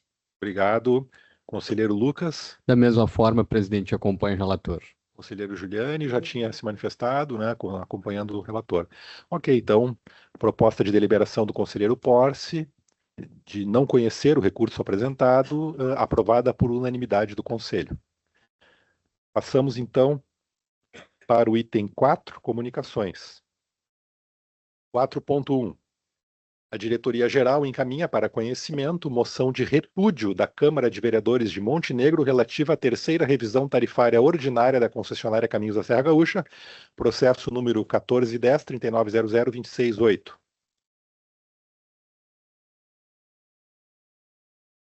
Item 5, convites. 5.1. Presidente da Assembleia Legislativa do Estado, deputado Sérgio Pérez, e o diretor do Fórum Democrático de Desenvolvimento Regional, Roque Bacoff, convidam para a 4ª plenária do Fórum Democrático Municipalismo na região funcional 6, Campanha e Fronteira Oeste, a realizar-se das 14 às 16 horas do dia 22 de maio na Câmara de Vereadores de Uruguaiana. Algum outro convite, conselheiros? Passamos então para o item 6, assuntos gerais. Na última sessão, nós havíamos já aprovado a minha participação como palestrante na Bienal das Rodovias, promovida pela BCR, nos dias 17 e 18 de junho, em Brasília. Manifestaram interesse também em participar do evento os conselheiros Algir Lorenzon e Lucas Fur. Presidente, Pois não, eu conselheiro? gostaria de me contrariar e participar desse evento aqui. Poxa, que será um prazer tê-lo. Não, eu prometo que eu tento ficar completamente convencido até o embarque. Então, embarque. Mas, em princípio, vamos comprar passagem. Tá bem, Sim. então. Presidente, por favor. Isso. Pois não. Propósito. Nós falamos sobre esse assunto hoje pela Hoje de manhã, manhã. reunião administrativa. Depois, tornamos a falar quando os 4 fomos almoçar. Sobre as despesas, a redução de despesas, né? E muitas vezes a gente não tem noção de quanto custa a Isso. passagem aqui. Se tira hoje para o mês que Exatamente. vem. Pode aumentar uma coisa bárbara, né? Aí eu, voltando ao gabinete ali, estava na hora ainda, eu fui fazer uma pesquisa. E vi o seguinte, hoje, tirando a passagem de ida e volta a Brasília, vou direto, indo no dia 16, terça-feira, às 17h30, portanto, depois da sessão, chegando lá às 20 horas, R$ 847. Na volta, dia 18, quinta-feira, saindo de lá às 20h50, dá para sair, né? Depois do evento, 475. Então, quando nós falamos hoje que chega a 3.000, 4.000 a passagem, se tirar amanhã, Planejamento. Então está aqui o valor. Eu vou passar as mãos de Vossa Excelência para que possa ser tirado amanhã, quem sabe. É claro que Informa Vossa Excelência que a fala do conselheiro Lorenzon produziu 66,47% de convencimento, presidente. tá certo. Bom, então tratamos disso na reunião hoje administrativa, né, para procurar comprar com antecedência, quando possível, né, claro, porque muitas vezes somos convidados para eventos de uma semana para outra e realmente não há o que fazer, porque próximo da data os valores sobem e também, claro, esses valores são pesquisa para uma pessoa física. A gente tem uma agência que, claro, tem a sua taxa de intermediação também, administração, e fica... A gente me devolve fica só esse valor. E fica um pouco mais alto, não sei exatamente quais são os percentuais, tal, mas fica um pouco mais alto, mas ainda assim bons valores, né? Porque eventualmente temos visto valores mais altos. Então, aí peço para que a diretoria geral cuide da abertura dos processos, né? O meu já havia sido aberto, inclusive já solicitei diária e tudo mais, mas então submeto a aprovação dos conselheiros aqui, então, retificando, né, a presença do conselheiro Algir Lorenzon, do conselheiro Lucas Fur e também do conselheiro Ricardo Giuliani no evento Bienal das Rodovias, no dia 17 e 18 em Brasília. Eu voto favoravelmente, fico muito feliz com acho que a primeira viagem pela agência do conselheiro Giuliani. Tá bem, vamos cuidar bem do senhor, pode ter certeza. Já conhece Brasília? Podemos considerar aprovadas? Sim. De acordo, presidente. Pois não, conselheiro eu tenho um convite também recebido. Certo. Bom, considerei também aprovado, né, do conselheiro Giuliani e dos demais conselheiros. Um convite para uma palestra. A AGEPAR, agência lá do Paraná, eles têm eventos de capacitação contínua dos servidores da AGEPAR e me convidaram, então, para uma palestra no dia 29 de maio. Já foi aceito o convite, porque será custeado, a passagem será custeada pela própria AGEPAR. Então, só para na verdade, né, comunicar. porque não vai ter nenhum gasto para a GERGS. Ótimo, obrigado, conselheira Luciana. Na verdade, na quinta-feira, eu encontrei lá no evento da ABAR, em Brasília, o presidente Rubens e o diretor Marcelo, e o diretor Marcelo me falou que havia lhe convidado para essa palestra, né? E então ficamos muito felizes, né, de termos a GERGS representada nesse evento, então um excelente registro aqui também. Mais algum assunto diverso? Mais algum convite? Não? Então, agradeço a presença de todos aqui, seja de forma presencial, online, na sessão, colegas. Aviso também, lembro aqui que estarei de férias a partir de amanhã até o dia 5 de junho. E nesse período, então, o conselheiro Lucas ficará a cargo da presidência, né? Que é o meu substituto legal, digamos assim, conforme previsto na nossa lei. E desejo, então, que vocês possam conduzir decisões, como sempre, muito bem tomadas, muito bem estudadas, e vou gozar de um merecido descanso. Curtas férias, merecido. mas não vá para o setor lá da África, lá. Não. República Democrática. Não será para lá. Então, no dia 8, segunda-feira, estarei de volta aqui, né? Então, provavelmente com sessão no dia 9, dependendo da marcação que vocês realizarão. Muito bem. Então, muito obrigado. Uma boa tarde, uma boa semana a todos. Boa tarde. Boa tarde, boas férias.